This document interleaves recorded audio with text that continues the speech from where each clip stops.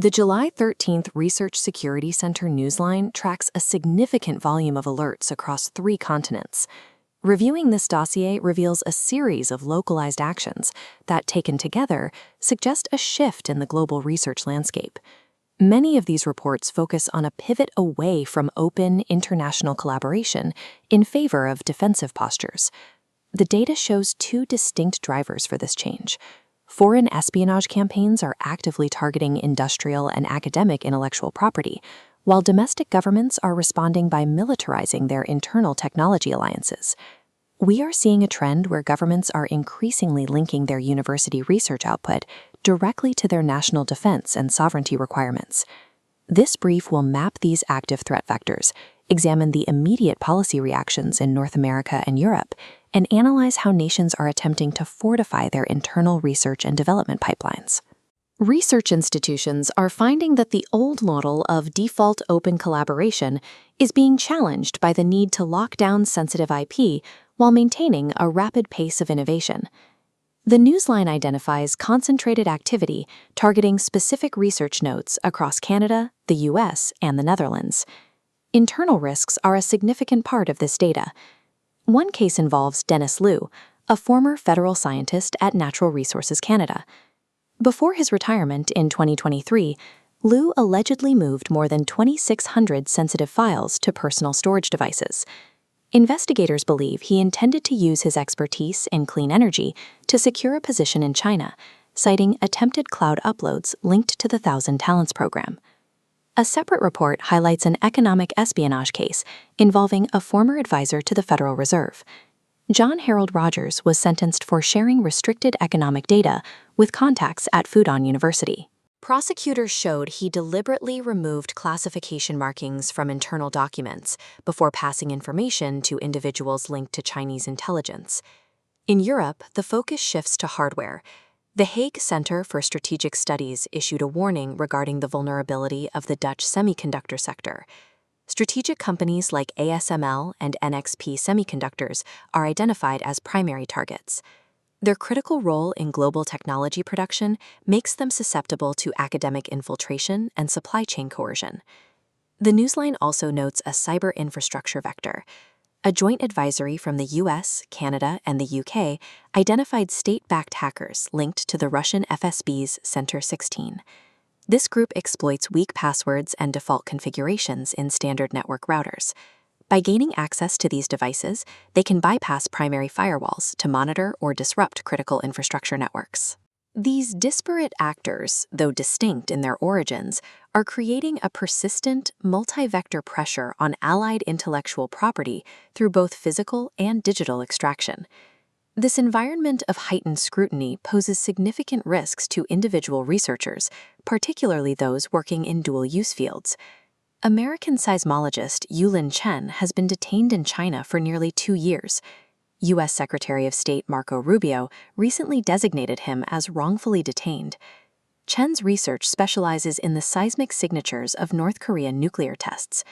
Chinese authorities have interrogated him more than 100 times, suggesting a strategic interest in his methodology for detecting underground detonations.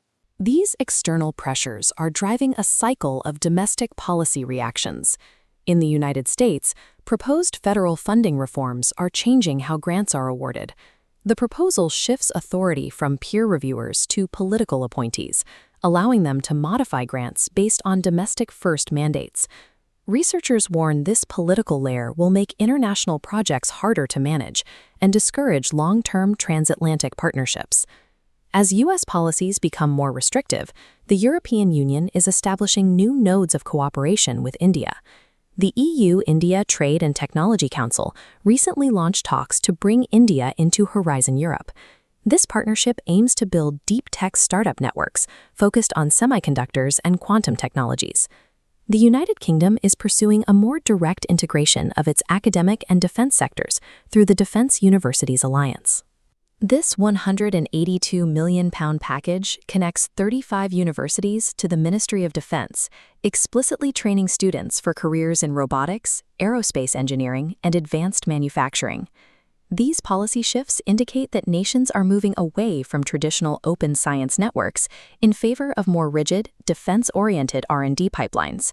This shift toward defense-oriented pipelines is accompanied by a strategy to scale internal domestic capabilities. Japan is addressing a decline in doctoral enrollment with a new innovation mandate. The government aims to produce 20,000 PhD graduates annually by 2030 and will fund 30,000 young researchers to work abroad to strengthen Japan's international network in emerging technologies. Canada is also pursuing domestic fortification through both private investment and state-directed projects. Anthropic has committed $10 million in credits to support AI research at 8 Canadian institutions. By providing resources to centers like Mila and the Vector Institute, this investment reinforces Canada's role as a secure node for high-level AI engineering. Simultaneously, the Canadian government is accelerating military research through the Uncrewed Systems Defense Innovation Secure Hub in Quebec. Announced by Defense Minister David McGuinty, the hub will fast-track the development of autonomous systems, incorporating lessons learned from the war in Ukraine. Because this technology can be produced and deployed more quickly and at a lower cost than traditional weapon systems, it has become a priority for modern defense innovation. These initiatives show allied nations active in blurring the lines between private academic research and state defense manufacturing. Hardening these pipelines also requires identifying gaps in how institutions currently fund and protect knowledge generation. Indigenous researchers in the Northwest Territories are calling for a change in how funders support traditional knowledge sharing. They point out that current funding models favor surveys and formal academic methods over essential community-based practices like kitchen table talks and traditional gatherings. Advocates argue that funding systems must evolve to provide enough capital to translate and protect these specific models of knowledge generation. Comprehensive research security involves both the hardening of digital systems and the structural validation of domestic models of knowledge generation.